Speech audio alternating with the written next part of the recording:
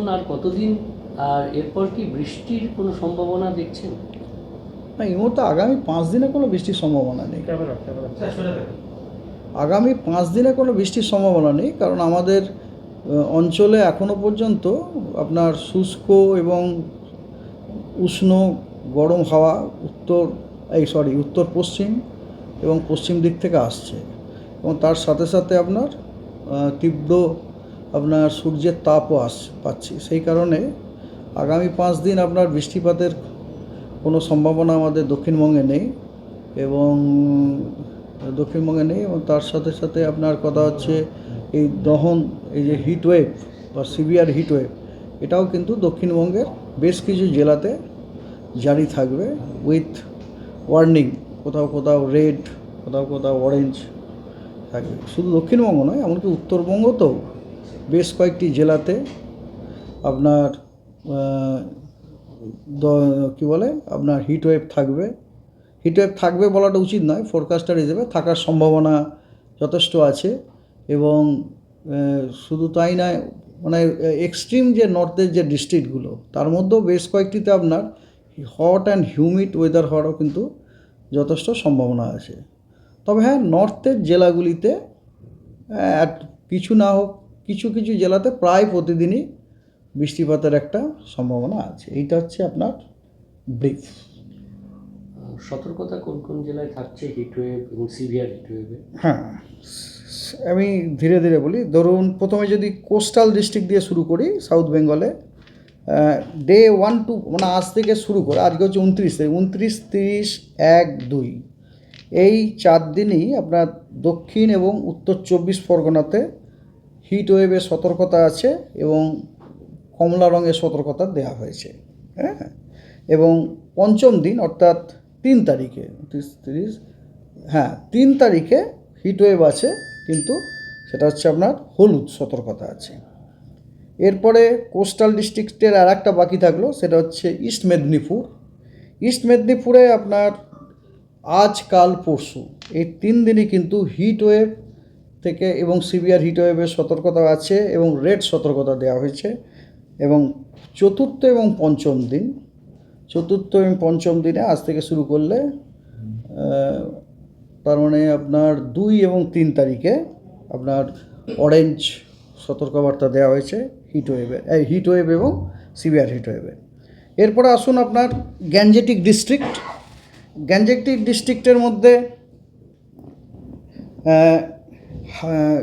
Gangetic ডিস্ট্রিক্টের সবকটি জেলাতেই আপনার ডে 1 থেকে গ্যাঞ্জেটিক ডিস্ট্রিক্ট মানে হাওড়া, হুগলি এবং নদিয়া, এই তিনটেতে আপনার day 1 to day 4, that is 29, 30, 1, 2, এই 3 দিনই আপনার দেওয়া হয়েছে হিটওয়েভ উইথ অরেঞ্জ সতর্কতা। এবং ডে 5-এ এই 3টি জেলাতে ইয়েলো সতর্কতা দেওয়া হয়েছে। মুর্শিদাবাদে আপনার ডে 1 to 3, এই 3 দিনে আপনার হিটওয়েভ অ্যান্ড সিভিয়ার হিটওয়েভ লাল সতর্কতা দেওয়া হয়েছে। চতুর্থ দিনে অরেঞ্জ, পঞ্চম দিনে আপনার ইয়েলো মুর্শিদাবাদে। ঠিক আছে, এটা গেল গ্যাঞ্জেটিক। আর ওয়েস্টার্ন ডিস্ট্রিক্টে যদি আমরা আসি, ওয়েস্টার্ন ডিস্ট্রিক্টে আপনার প্রতিটা ডিস্ট্রিক্টেই আপনার দেওয়া হয়েছে, কি বলে, ডে 1 to ডে 4-এ হিটওয়েভ টু সিভিয়ার হিটওয়েভের সতর্কতা দেওয়া হয়েছে লাল, আর ডে 5-এ অরেঞ্জ দেওয়া হয়েছে। খালি একটা এক্সেপশন, যে পুরুলিয়াতে খালি ডে 1 to 5 সিভিয়ার হিটওয়েভ নয়, হিটওয়েভের সতর্কতা দেওয়া হয়েছে। অন্যগুলোতে যেমন আপনার সিভিয়ার হিটওয়েভের আছে, পুরুলিয়াতে কিন্তু সিভিয়ার হিটওয়েভের সতর্কতা নেই। তো এই হচ্ছে। আর নর্থ বেঙ্গলও আপনাকে বলছিলাম, নর্থ বেঙ্গলও সতর্কতা দেওয়া আছে। নর্থ বেঙ্গলে আপনার আজকে দিনাজপুর এবং দিনাজপুর মানে দুটো দিনাজপুর, উত্তর এবং দক্ষিণ দিনাজপুর এবং মালদাতে হিটওয়েভের উইথ অরেঞ্জ সতর্কতা দেওয়া হয়েছে। এবং জলপাইগুড়ি, আলিপুরদুয়ার এবং কোচবিহারে হট অ্যান্ড হিউমিড কন্ডিশন সতর্কতা দেওয়া হয়েছে। ভাবুন, এই নর্থ স্টেটগুলোতেও আগামীকালও জলপাইগুড়ি, আলিপুরদুয়ার, কোচবিহারও হট অ্যান্ড হিউমিডের সতর্কতা দেওয়া হয়েছে, কিন্তু হিট ওয়েভ কোথাও নেই। তবে থান্ডারস্টর্ম, রেন, লাইটনিং ঝোড়ো হাওয়া 30 থেকে 40 কিলোমিটার বেগে 3টি জেলাতে দেওয়া হয়েছে, সেটা হচ্ছে দার্জিলিং, কালিম্পং এবং জলপাইগুড়িতে। পরশু দিন অর্থাৎ 1 তারিখে দার্জিলিং, কালিম্পং, জলপাইগুড়ি এবং আলিপুরদুয়ারে থান্ডারস্টর্ম, রেন, লাইটনিং, ঝোড়ো হাওয়া, সর্বোচ্চ গতিবেগ 40 থেকে 50 কিলোমিটার পার আওয়ারের সম্ভাবনা আছে, সতর্কতা দেওয়া হয়েছে। এবং পরশু দিনে কিন্তু মালদা এবং সাউথ দিনাজপুরে হিটওয়েভেরও সতর্কতা দেওয়া হয়েছে, অরেঞ্জ অ্যালার্ট। আর চতুর্থ দিনে অর্থাৎ 2 তারিখে আপনার 5টি যে নর্থের ডিস্ট্রিক্ট আছে প্রত্যেকটাতেই থান্ডারস্টর্ম, লাইটনিং, রেন, ঝোড়ো হাওয়া 30 থেকে 40 কিলোমিটার পার আওয়ারের সতর্কতা দেওয়া হয়েছে। কোনো হিটওয়েভ বা হট অ্যান্ড হিউমিডের সতর্কতা নেই। আর পঞ্চম দিনে কোনো সতর্কতা দেওয়া নেই। এই গেল আপনার টোটাল। 8ই মে একটা সম্ভাবনা আপনি গতকাল বলছিলেন, এই সম্ভাবনাটা কতটা সম্ভাবনা এবং কেন এই সম্ভাবনা? না, বলছি 5ই মেতে, আবার বলি 5ই মেতে যে রেনফলের সম্ভাবনাটা আছে সেটা কিন্তু উত্তরের দিকে, মানে কোস্টের, এটা কিন্তু পূর্বর দিকে এবং কোস্টের দিকে, মানে উত্তর 24 পরগনা, দক্ষিণ 24 পরগনা এবং পূর্ব মেদিনীপুর, এই 3টি জেলাতে খুব হালকা বৃষ্টিপাতের সম্ভাবনা। তার কারণ হচ্ছে যে 5 তারিখ থেকে আমরা দেখতে পাচ্ছি বে অফ বেঙ্গল, বঙ্গোপসাগর থেকে দক্ষিণবঙ্গে জলীয় বাষ্প ঢোকা শুরু করেছে এবং হাওয়ার গতিবেগটি দক্ষিণবঙ্গে আপনার টার্ন নিচ্ছে একটা সাইক্লোনিক ওয়েতে। টার্ন নিলে সাধারণত ওটা একটা লিফটিংয়ের কাজ করে, জলীয় বাষ্পকে, হাওয়াকে উপরে তুলতে সাহায্য করে এবং তাতে ক্লাউড ডেভেলপমেন্ট এবং সাবসিকুয়েন্টলি বৃষ্টিপাতের একটা সম্ভাবনা থাকে। সেই জন্যই 5 তারিখেরটা আমি বলেছি এবং সেটা আজও তাই বলছি আমি। 5 তারিখ থেকে কিন্তু বৃষ্টিপাতের সম্ভাবনা আছে।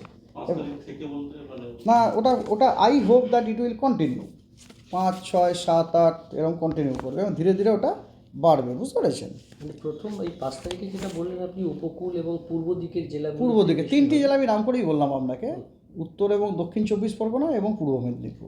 6 সাথে কি 6 সাথে একটু স্প্রেড হবে ধীরে ধীরে দক্ষিণবঙ্গ জুড়ে? দক্ষিণবঙ্গ ধীরে ধীরে এরা কীরকম করে হয় শুনুন। প্রথমে দেখুন কোস্টালের পূর্ব দিকটা কভার হলো, তারপরে পুরো কোস্টালটা তো কভার হবে, তারপর একটু ওপরে উঠবে, বুঝতে পারছেন তো? কারণ জলীয় বাষ্প এইভাবে টান আছে, দেখুন চেষ্টা করে দেখুন, এইরকম পশ্চিমবঙ্গের নিচেরটা এইদিকে যে বঙ্গোপসাগর এরকম করে ঢুকে গেছে, আমি বললাম না সাইক্লোনিক টান এরকম হবে না, এরকম হবে। তো তার মানে কি জলীয় বাষ্পটা কোন দিকে যাচ্ছে? পূর্ব দিকে যাচ্ছে না? পূর্ব দিক, তাহলে প্রথমে পূর্ব দিক, এই করতে গিয়ে যেন কভার হবে, প্রথমে পূর্বটা কভার হবে, হতে তারপরে এটা হবে 6, 7, 8, তারপরে কিন্তু আবার শুষ্কতার সম্ভাবনা আছে। কিন্তু মানে স্বস্তি কতটা ফিরবে? কিছুটা তো স্বস্তি ফিরবে, কারণ এমনিতেই আজকে দেখুন আমাদের যে বুলেটিন দেওয়া হয়েছে তাতে বলাই হচ্ছে যে দিনের তাপমাত্রার কিন্তু বড় রকম পরিবর্তন হবে না এবং এমনকি কলকাতা বলে সব জায়গাতেই কিন্তু মানে টেম্পারেচার একটা ফলের ইঙ্গিত কিন্তু আছে আর কি। ধীরে ধীরে স্বস্তিতে একটু ফিরবেই, সেটা সময় না, তারপরে হতেই পারে। কারণ কথা হচ্ছে এই যে আমরা স্বস্তিটা পাচ্ছিলাম না কেন? যেহেতু আমাদের থান্ডারস্টর্মগুলো হচ্ছে না, যেটার কারণ হিসাবে আমি আপনাদের বারবার করে বলছিলাম যে ওয়েস্টার্লি, মানে মিড ল্যাটিটিউডের ওয়েস্টার্লির একটা প্রভাব ছিল। তো মিড ল্যাটিটিউডের ওয়েস্টার্লি প্রভাবটা তখন থাকছে না, ওটা চলে যাচ্ছে, পাস করে যাচ্ছে।